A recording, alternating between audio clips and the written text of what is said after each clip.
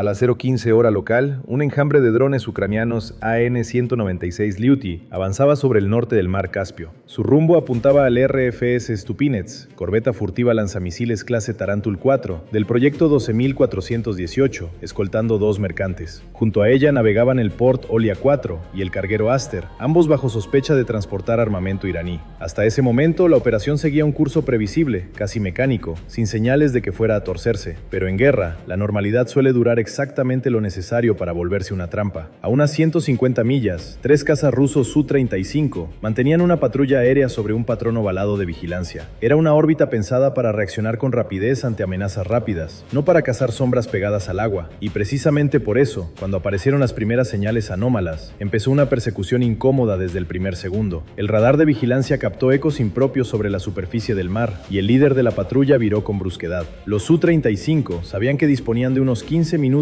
antes de que los drones entrasen en nubes bajas.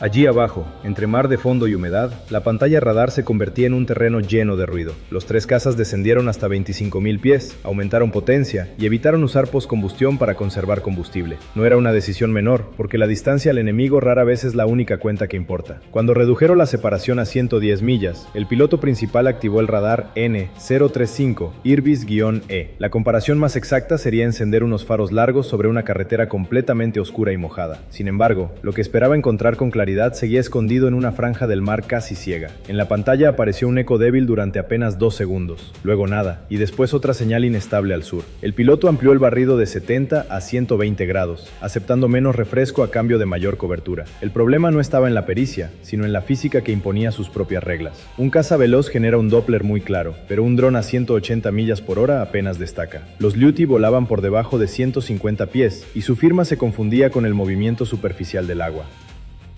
Los filtros pensados para limpiar el desorden del mar terminaban borrando también a los propios blancos. Era como mirar un objeto gris sobre una chapa gris bajo una luz que cambia cada segundo. La defensa rusa había preparado sus sensores para otra guerra, y ese detalle empezaba a pasar factura.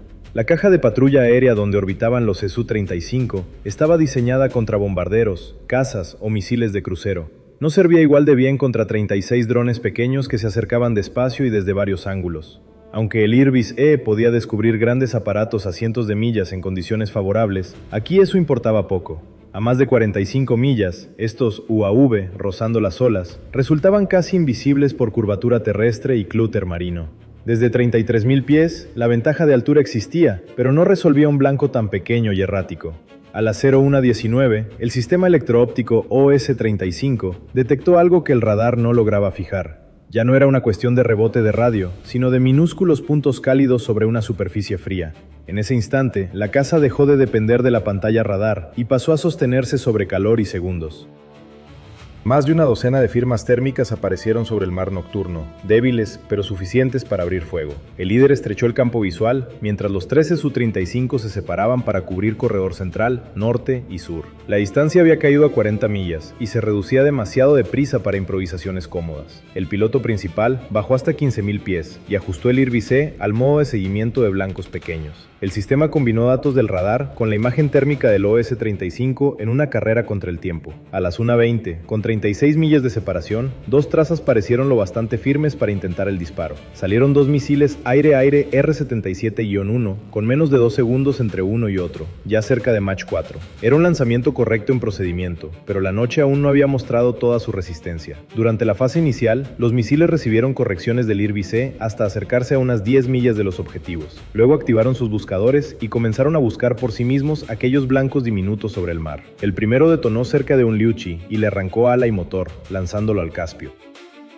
El segundo estalló ligeramente antes de tiempo y solo dañó la cola de otro dron. Ese aparato quedó herido, oscilando de forma violenta, aunque siguió adelante como si avanzara por puro impulso. Mientras tanto, el tercer Su-35 completó su picado, niveló a 11.000 pies y llevó varios blancos al colimador. Disparó una ráfaga corta del cañón y 2 proyectiles de 30 milímetros alcanzaron a otro UAV. Quedaban 3 drones abatidos por los cazas, pero el resto reaccionó de inmediato y complicó la siguiente pasada. A las 1:21, el enjambre se dividió en varios grupos y desordenó desordenó por completo la solución de tiro rusa. Unos siguieron rectos, otros abrieron hacia el norte, y el resto buscó el flanco de la corbeta. En la pantalla, los ecos aparecían y se borraban entre el mar de fondo con frustrante irregularidad. Desde la cabina, la escena recordaba a monedas hundiéndose en agua turbia. Un brillo, luego vacío, luego otro brillo. Los Su-35 tuvieron que repartir atención justo cuando más convenía concentrarla, que es una forma clásica de perder iniciativa. A las 01:22, uno de ellos descendió a 9000 pies y lanzó un R-73 contra una firma al norte.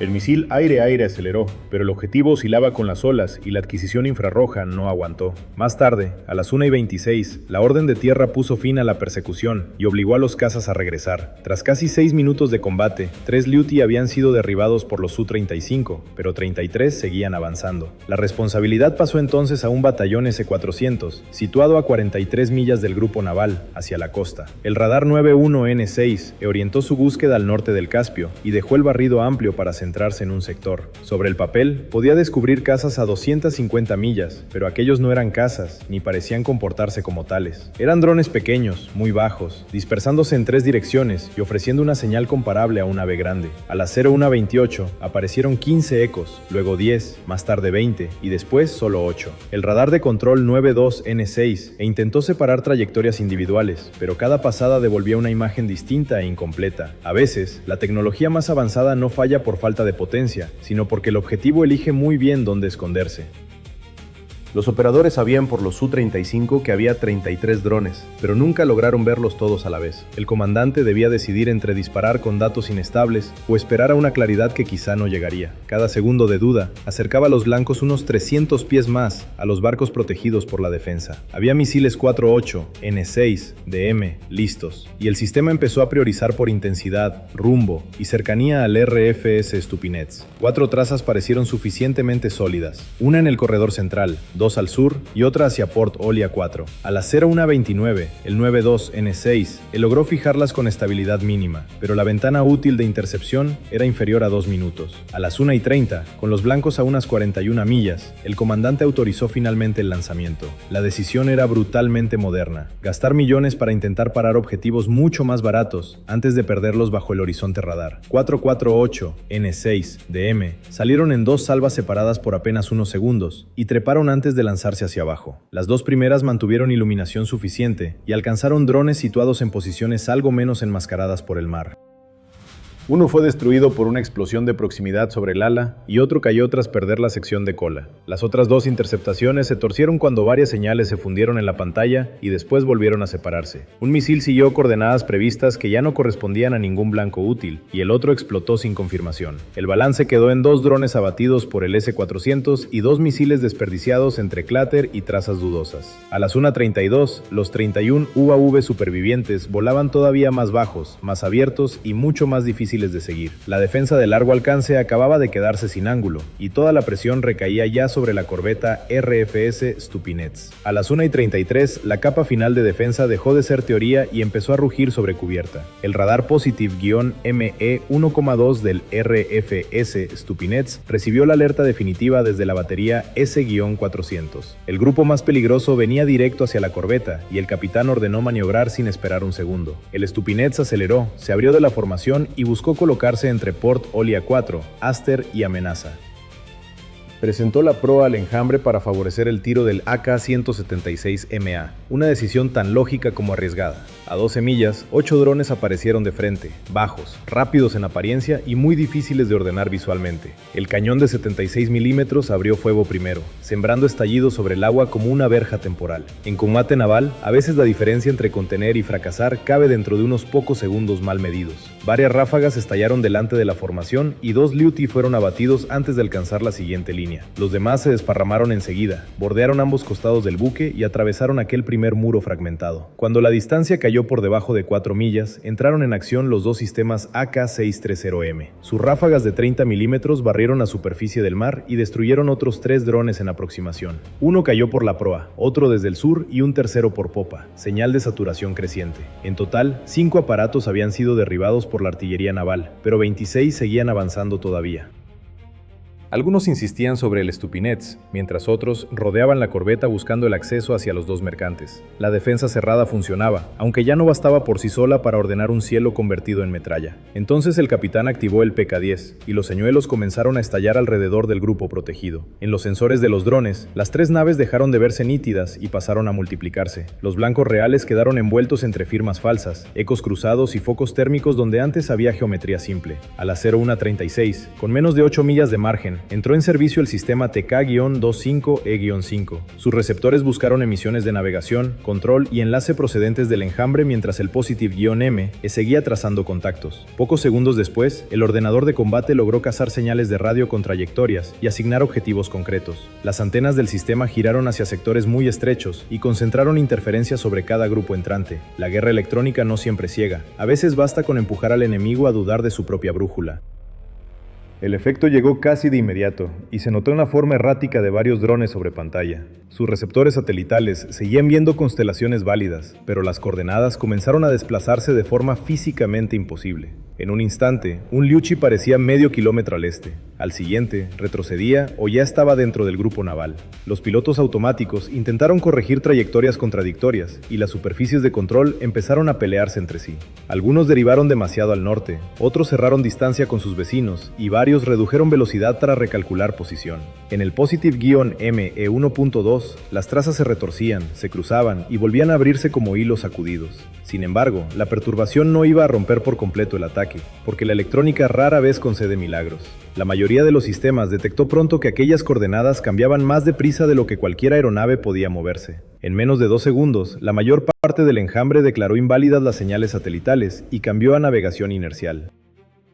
Desde ese momento, cada dron se guió con giroscopios, acelerómetros, velocidad estimada y rumbo acumulado internamente. Esa solución servía durante algunos minutos, aunque cada pequeño error iba creciendo como una grieta bajo tensión. Bastaba una desviación modesta para fallar por cientos de pies al final, y 2 Liuti no reaccionaron a tiempo. El primero encadenó coordenadas falsas, alabeó casi 40 grados a menos de 80 pies y golpeó una cresta. El segundo perdió referencia de posición y altura, descendió a 25 pies y tocó el agua con motor. Ambos se despedazaron en el Caspio, retirando 2 amenazas más y desordenando todavía más la aproximación general. Aún así, 24 drones continuaron adelante, porque incluso una formación rota puede conservar intención suficiente para matar. A las 1:38, esa intención cambió de forma y apareció el verdadero giro del episodio. Los planificadores ucranianos habían previsto perder GPS y enlace en la fase terminal, así que cada Liuti llevaba algo más. Además del INS, montaban giróscopos MEMS, una cámara óptica y referencias visuales de Port Olia 4, Aster y Stupinets. Al entrar en modo autónomo, dejaron de fiarse de coordenadas inestables y comenzaron a buscar siluetas sobre el horizonte. Los ordenadores comparaban contornos captados por cámara con imágenes almacenadas, corrigiendo la dirección una vez reconocido un casco. Era un método menos elegante que la navegación normal, pero suficiente a pocas millas y con un mar razonablemente legible. 10 aparatos se orientaron hacia el Stupinets, 8 mantuvieron rumbo sobre Port Olia 4 y 6 buscaron Aster. En la guerra moderna, perder el enlace no siempre significa perder el objetivo. A veces solo cambia el modo de encontrarlo.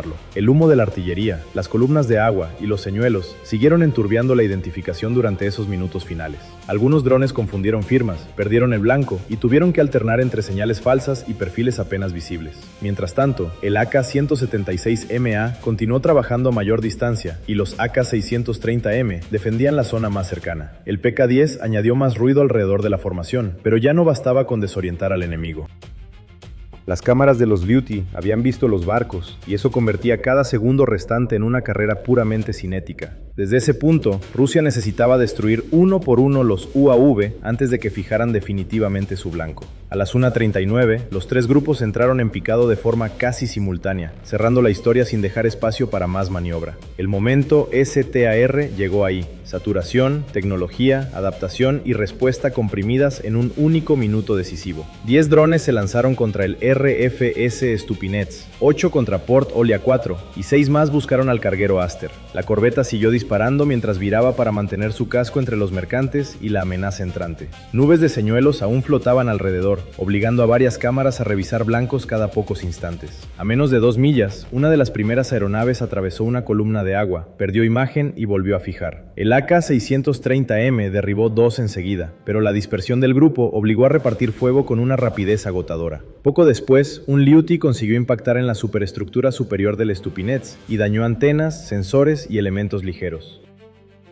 Otro golpeó cerca de popa, provocó un incendio pequeño y obligó al equipo de control de daños a intervenir. La corbeta quedó herida, aunque mantuvo máquinas y gobierno, que en ese instante era lo único que realmente importaba. Mientras el Stupinets seguía maniobrando, varios drones alcanzaron ya una distancia imposible de cerrar con fuego perfecto. Sobre Portolia 4, uno impactó en la cubierta de carga y dañó equipos, iniciando fuego entre materiales cercanos. Otro golpeó la sección de popa, afectó al sistema eléctrico y a tuberías auxiliares sin hundir el buque. El mercante quedó envuelto en humo espeso y tuvo que reducir velocidad hasta detenerse para contener la situación. En el lado opuesto, los drones dirigidos contra Aster sufrieron más interferencias, humo y pérdidas de fijación. 3 fallaron el blanco o cayeron al mar, pero uno mantuvo imagen suficiente y explotó sobre la zona de carga. El sistema contra incendios respondió con rapidez y logró aislar el daño antes de que las llamas se propagasen. Aster permaneció a flote, aunque tuvo que abandonar la formación para evaluar averías y asegurar la cubierta. El resultado operativo quedó claro. La defensa abatió a la mayoría, pero algunos aparatos penetraron y causaron daños reales. Y ahí termina esta secuencia, con una conclusión menos absoluta de lo que cualquier propaganda preferiría contar. En este escenario hipotético, las defensas rusas frenaron gran parte del ataque, pero no lo detuvieron por completo. La corbeta y los 2 mercantes sobrevivieron, aunque pagaron el precio en antenas, sensores, cubierta, carga y sistemas auxiliares. Ninguno de los 3 buques se hundió, pero todos salieron marcados por una saturación que expuso límites tácticos. Conviene subrayarlo con precisión. Todo lo narrado aquí pertenece a un supuesto ficticio, creado con fines ilustrativos y de entretenimiento. Aún así, su interés está en mostrar cómo una defensa escalonada puede resistir y al mismo tiempo seguir siendo vulnerable. Porque la verdadera victoria no consiste en calcular cuántas armas atraviesan una pantalla defensiva, sino en llegar al día en que no deban lanzarse. Si compartes esa idea, escribe "Elijo la paz" y suscríbete a Vector Militar para seguir el próximo análisis.